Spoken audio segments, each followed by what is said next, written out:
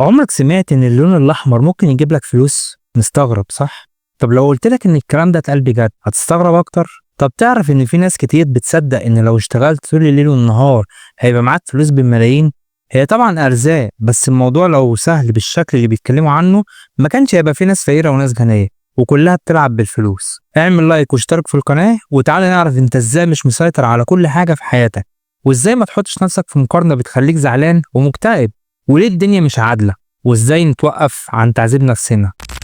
الكاتب بيقول ان في مره شاف ست على التلفزيون بتقول ان المحفظه الحمراء بتجيب الفلوس لان الاحمر لون ناري والفلوس من الورق يعني من الشجر، فده معناه انهم بينجذبوا لبعض. طبعا الكلام ده هبل، بس المشكله مش هنا، المشكله في القصص التانية اللي الناس كتير بتصدقها من غير حتى ما تفكر. فاكرين لما بنسمع بتوع التنميه البشريه والتحفيز والناس اللي طول الوقت بيقولوا لنا انت استثنائي، انت تقدر، لو ما وصلتش فالغلط فيك انت، يعني بيحطوا كل اللوم علينا احنا.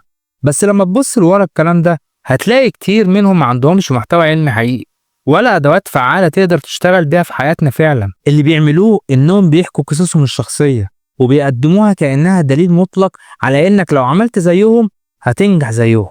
ومن اشهر الامثله على كده انتوني روبنز. الراجل ده مشهور جدا في المجال ده وحكى قصته على انها نموذج لازم كلنا نمشي عليه.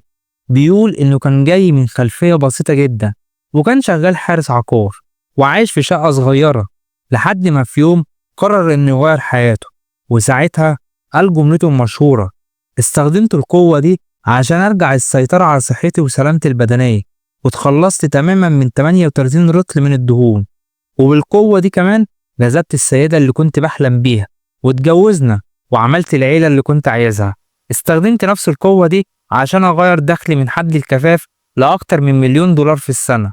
وبيكمل وبيقول: انتقلت من شقة صغيرة كنت بغسل فيها المواعين في البانيو عشان ما عنديش مطبخ لحد ما بقيت عايش في بيت كبير في قلعة ديلمار. يعني باختصار هو بيقول أنا قدرت، يبقى أنت كمان تقدر.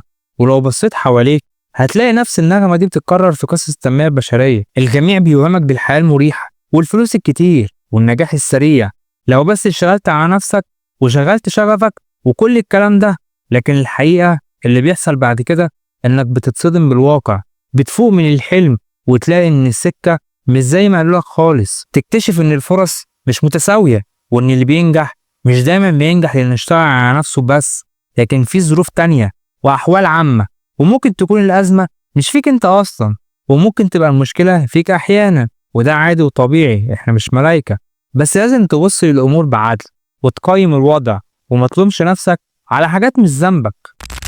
عمرك سمعت حد بيقول لك كل الناس عندهم نفس الفرص وان الفرق بس في الاجتهاد ومفيش حد احسن من حد، بس اللي بيتعب هو اللي بيوصل؟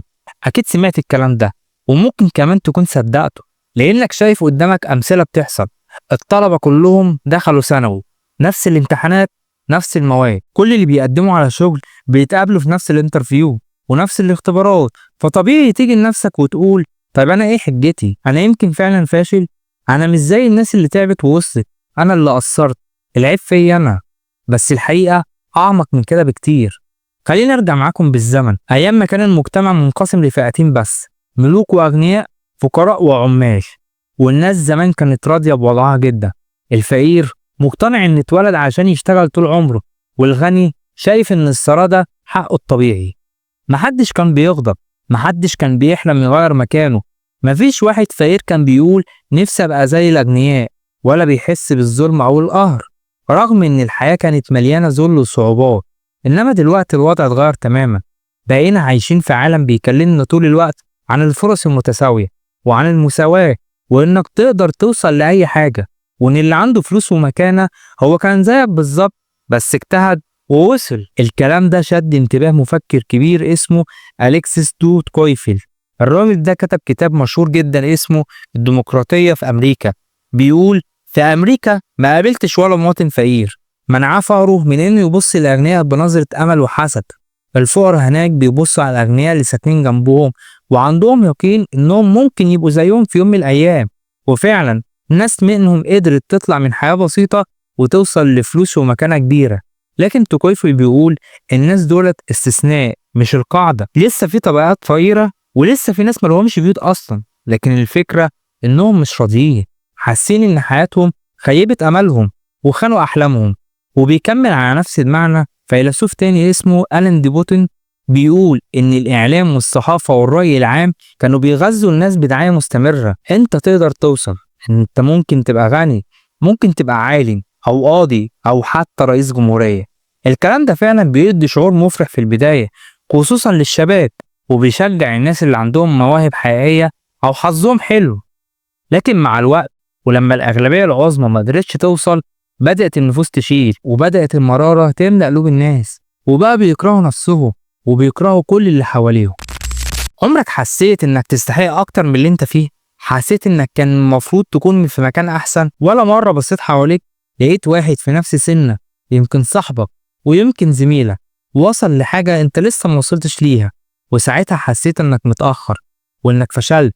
الأسوأ من كده لما تلاقي المجتمع نفسه بيحكم عليك، بيسألك انت ليه لسه ما وصلتش؟ ليه ما اتجوزتش؟ فلان اتجوز، انت مستني ايه؟ بس تعالى كده نتخيل حاجة، ان في كتيبة جنود وفيها قائدهم اللي هو الجنرال الكبير، اكيد هو اعلى واحد فيهم مكانة ورتبة. تفتكر الجنود بيغيروا منه؟ اكيد لا طبعا، هما بيغيروا من بعض، من اللي زيهم، من اللي قريب منهم، اللي خد ترقية، اللي بيظهر اكتر، اللي اتكرم وهو لا. حتى الطلبة في المدرسة عمرهم ما بيحسدوا المدرس، لكن بيحسدوا الطالب اللي جاب الدرجة الأعلى منهم، اللي فاز واللي اتشهر شوية عنهم.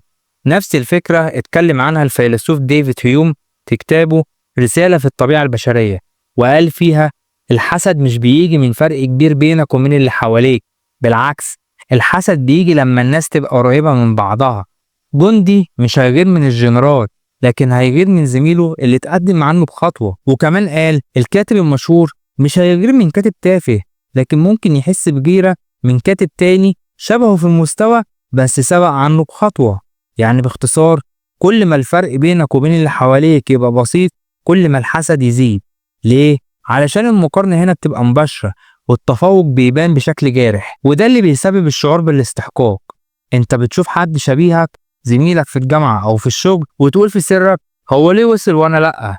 إحنا واحد، إحنا متساويين. لكن الحقيقة أنت مش بتشوف ظروفه ولا بتقارن بعدل، أنت بس بتركز على اللي حصل له وبتلوم نفسك. والمشكلة الأكبر إن المقارنة دي بتولد إحساس مؤلم جدا، وده اللي اتكلم عنه ألان دي بوتون في كتابه قلق السعي للمكانة، وقال جملة عبقرية جدا: في ظروف تانية كان ممكن نبقى ناس تانية خالص. الإحساس ده بيظهر لما نشوف حد زينا بس حقق إنجاز أعلى، وساعتها بنحس بالقلق وبنحقد وبنتخانق من نفسنا ومن الدنيا. وقال كمان ممكن نتسامح من أي حد بينجح إلا الناس اللي زينا، نجاحهم بيبقى صعب علينا جدا. يعني لما تلاقي زميلك في الكلية أو حد شغال معاك بس سبقك بقى مدير ولا اشترى شقة ولا سافر ولا اتجوز، اللي بيحصل أول حاجة بتعملها بتجلد نفسك، بتقول أنا ليه ما عملتش زيه؟ أنا فاشل. وبتنسى إن الظروف مختلفة والفرص مش واحدة، والحياة فيها عوامل كتير غير المجهود. الكاتب بيقول إن حين ينسى الإنسان أن هذه الحياة ما هي إلا محطة مؤقتة، وحين يتحول من كائن خلق لغاية عظيمة وهي عبادة الله إلى كائن يتوهم أن هذه الدنيا هي الخلود، عندها يشعر أنه لا يملك إلا فرصة واحدة فقط. فإذا لم ينجح في تحقيق أحلامه يشعر أنه بلا قيمة، وإن فشل مرة يظن أنه لن يعوض ذلك أبدا. وبيقول المولى عز وجل: ويوم يحشرهم كأن لم يلبثوا إلا ساعة من النهار يتعارفون بينهم. من يؤمن بالآخرة يصبح أعظم همه حين يستيقظ هو هل ربنا راضي عني؟ وبعد كده فكل شيء يهون. أما اللي مش مؤمن فبيصحى مهموم من كل شيء، قلقان على الفلوس وعلى الشكل وعلى نظرة الناس وعلى النجاح، وبيوصل معاه إنه بيتخنق من كتر ما بيحمل من هموم. سيدنا محمد صلى الله عليه وسلم بيقول: من أصبح والدنيا أكبر همه شتت الله عليه شمله وجعل فقره بين عينيه ولم يأتيه من الدنيا إلا ما كتب له. ومن أصبح والآخرة أكبر همه جعل الله غناه في قلبه وجمع عليه شمله وأتته الدنيا وهي راغمة. تخيل بس إنك لما تغير مركز همك يتغير كل شيء. ودلوقتي لو حاسس إنك مش قادر توصل لحاجة، قول حسبي الله ونعم الوكيل واعمل اللي تقدر عليه. وسيب الباقي على ربنا. ما تنساش تعمل لايك وتشترك في القناة وتفعل زر الجرس عشان يوصلك كل جديد إن شاء الله.